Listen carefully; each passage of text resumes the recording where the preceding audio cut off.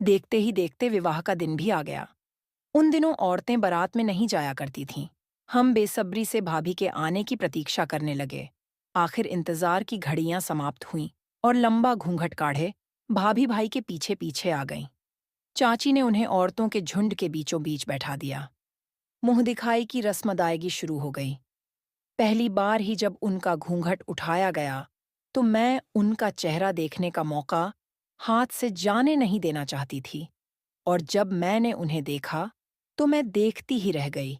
उस अद्भुत सौंदर्य की स्वामी, मक्खन सा झक, सफेद रंग, बेदाग और लावण्यपूर्ण चेहरा, आंखों में हजार सपने लिए सपनीली आंखें, चौड़ा माथा, काले घने बालों का बड़ा सा जूड़ा तथा खुशी से उनका चेहरा और भी दपदपा रहा था।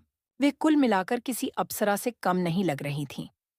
सभी औरतें आपस में उनकी सुंदरता की चर्चा करने लगीं।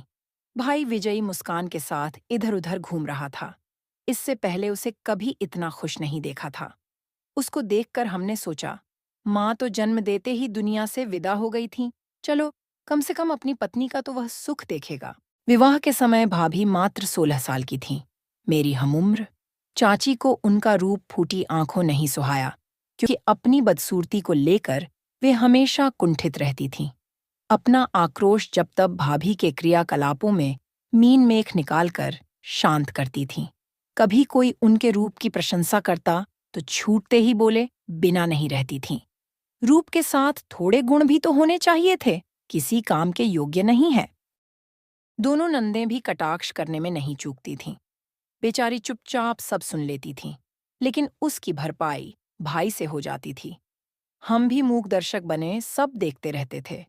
कभी कभी भाभी मेरे माँ के पास आकर अपना मन हल्का कर लेती थीं, लेकिन माँ भी असहाय थीं, क्योंकि चाची के सामने बोलने की किसी की हिम्मत नहीं थी।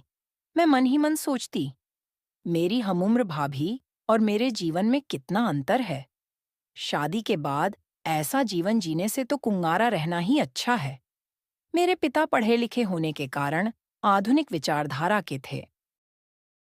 इतनी कम उम्र में मैं अपने विवाह की कल्पना नहीं कर सकती थी।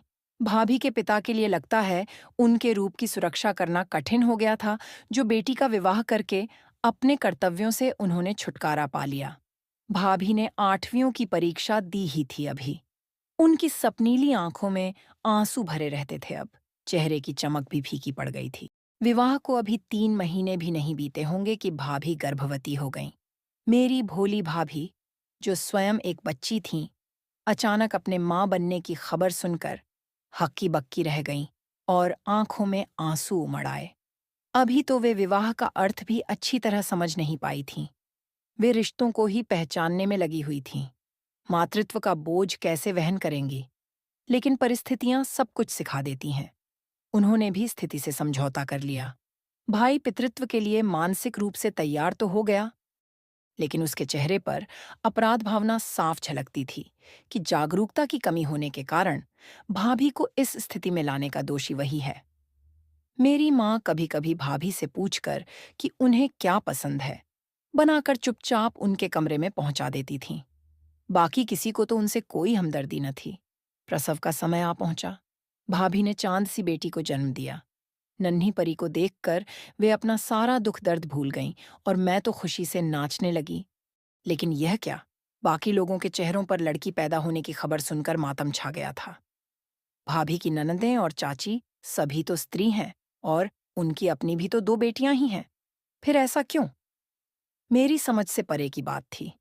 लेकिन एक बात तो तय थी कि औरत ही औरत की दुश्मन होती है। मेरे जन्म पर तो मेरे पिताजी ने शहर भर में लड्डू बांटे थे। कितना अंतर था मेरे चाचा और पिताजी में। वे केवल 1 साल ही तो छोटे थे उनसे। एक ही माँ से पैदा हुए दोनों। लेकिन पढ़े लिखे होने के कारण दोनों की सोच में जमीन आसमान का अंतर था। मातृत्व से गौरवान्वित होकर भाभी और भी सुडौल व सुंदर दिखने लगी थीं। बेटी तो जैसे उनको मन बहलाने का खिलौना मिल गई थी। कई बार तो वे उसे खिलाते खिलाते गुनगुनाने लगती थीं। अब उनके ऊपर किसी के तानों का कोई प्रभाव नहीं पड़ता था। माँ बनते ही औरत कितनी आत्मविश्वास और आत्मसम्मान से पूर्ण हो जाती है, उसका उदाहरण भाभी के रूप में मेरे सामने था। अब वे अपने प्रति गलत व्यवहार की प्रतिक्रिया स्वरूप प्रतिरोध भी करने लगी थीं।